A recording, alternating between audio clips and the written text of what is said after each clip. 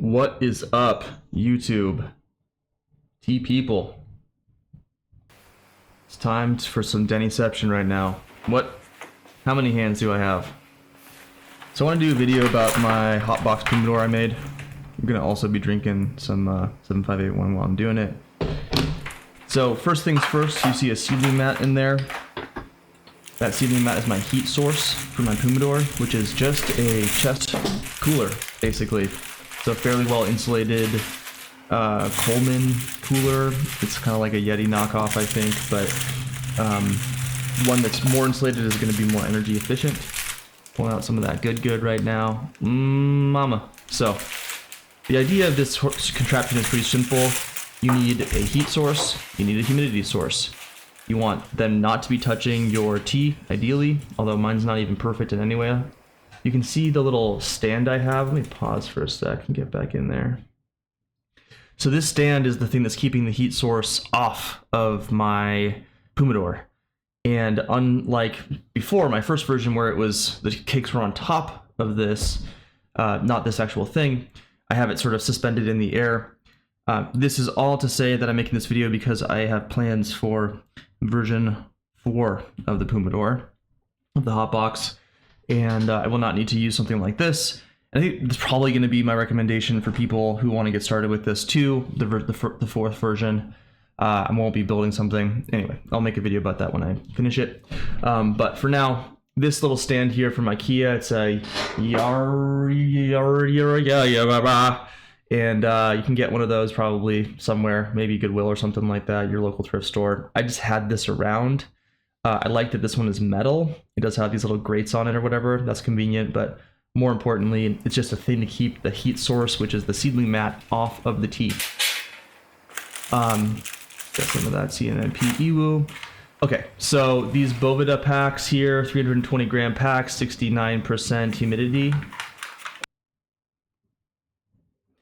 And then we're pulling out here the kind of brains of the operation. So we have a Wi-Fi controlled power switch that turns on and off, and you don't have to use your hands to do this.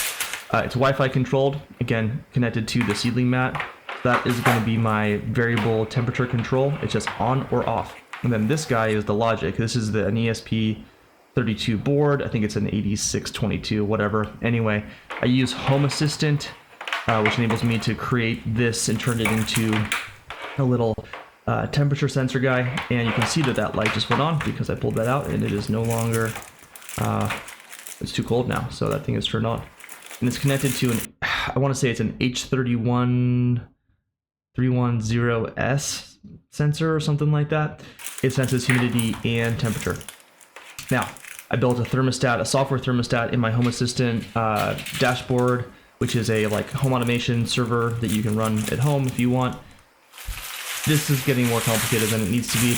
You can make one of these that doesn't have its own separate software component. Instead, you can use what a lot of people in home brewing do, where they make a kegerator out of a freezer, a chest freezer, and then they set a variable control unit in there that is used usually for controlling wine cellar parameters and stuff. You can use it for anything that's heat related, but not humidity related. I don't have a switch for humidity to turn it on and off in this setup. I'm using the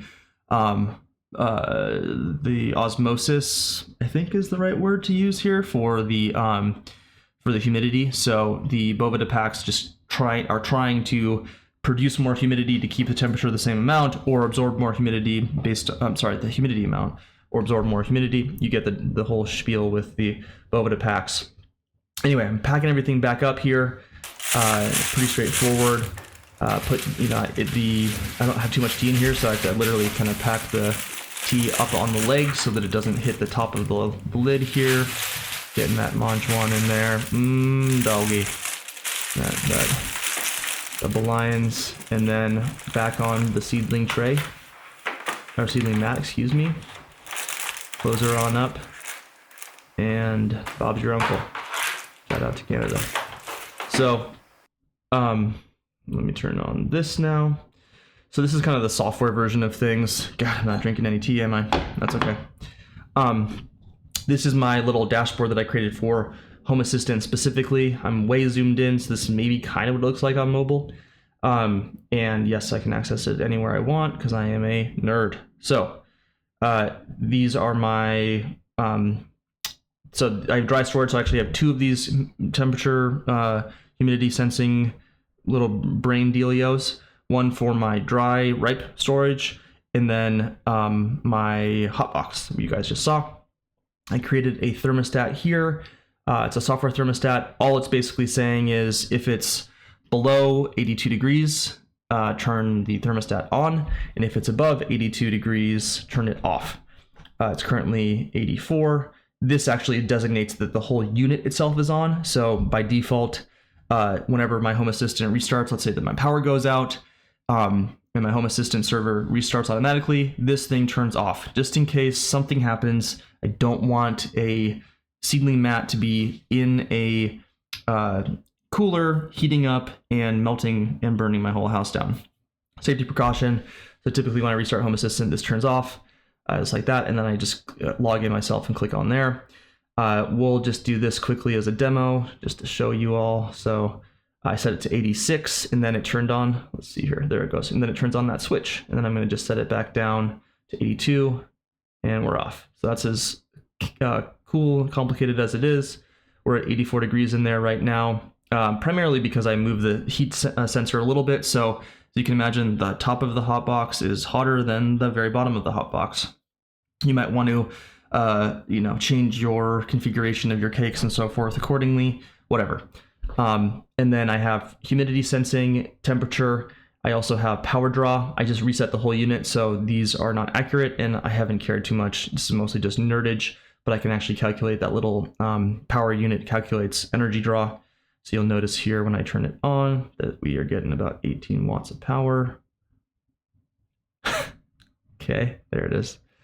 And 19, and then off. So I then am showing power consumption over time here for a 4-day window versus monthly. Okay, so this is where all the graphs are graphing. Had some power outage going on there. And then these are ranges, so you can see kind of the high, low, and then average. And this is the hotbox temperature, hotbox humidity. Unsurprisingly, so this was a restarting the Home Assistant, so I had to just turn it back on, and I didn't know it happened. So that's okay, because most importantly, the humidity stays fairly constant. You'll see here where I went in and rehydrated my Boveda packs because they were getting a little low. And so now we're back at that kind of 67% humidity, which is, I think, a perfect holding place for my storage here. Hotbox temperature, you can see some big swings because I just made this video. And likewise, the humidity goes down quite a bit when you open up the hotbox. One of the key things about the hotbox that I think James talked about in one of his recent videos about how to store puer on an in-between episode, so please watch that and check that out, is that I'd say arguably even more than temperature, keeping humidity standardized is really, really important. And so keeping the tea in a plastic, fairly well enclosed container with the Boveda packs does a very good job of that. You can do it in a Mylar bag. It's the exact same concept, but you want to make sure that the elements surrounding your hotbox are not as subject to humidity and temperature fluctuations, but humidity primarily. Now, temperature is going to, without having it sealed, decrease and increase the humidity, as you can see, actually fairly linearly here, based on the humidity and temperature readings here. So as the things heat up, the humidity goes down. If things cool off, the humidity goes back up for the Boveda packs. So that's how it works. I also have the same thing for my ripe storage here, and you can see because it's just in a wooden box, store, kind of like drawers, the variance here is much larger.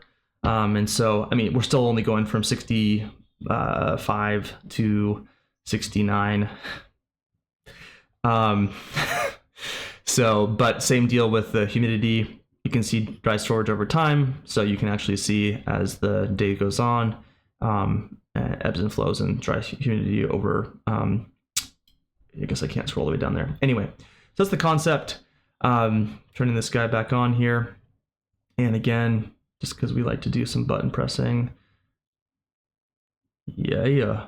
That's the idea. You can do this with software. That's how I did it. I actually like to set it to 82. You can do this with software, or you can buy an actual unit itself that takes care of this for you. And it has like a little LCD screen, and you do like program it in there directly. I am just a kind of a software nerd at this point. It was fun to make the sensors itself as well. The whole project is online at tdb.org/DIY-Pumidor, Pumidor. And so you can see my progression over time, as well as I'm broadcasting all of these graphs as my tracking over time into a Python generated interactive graph that you can load up and see both my hotbox storage, my dry storage, and then the combination of the two. So you can check that out as well. And that's going to be where I'm going to continue to update and iterate on this project over time. I have reached a breaking point where I need to be storing tongs of tea now. Quality problems. So the next version of this is going to be involving me making a road trip to pick up a upright freezer, and we're going to do essentially the exact same thing, but in a larger scale. I'm going to end up having, I think, 2 seedling mats, so we'll see how much energy, if I can heat the freezer to the appropriate temperature. And that also means I'm probably going to get in there and try to spray foam insulate out every single crack, nook, and cranny that I can in there to make sure that it's as sealed up as possible. And then I'm gonna also be adding a lot of Boveda packs. I might try to experiment with making my own saline solution, but I don't really think I want to bother. It's also something where I have to baby it and create some sort of two-way membrane that the Boveda packs use to be able to have airflow, blah, blah, blah. Anyway, much love, everybody. Wishing everybody well. Hope you guys can go do some fun and creative projects. Build your own Pumidor. It's pretty easy, actually. If you just have your summer fruit chest cooler, go ahead and just give it a shot and see how it goes. Until next time, peace.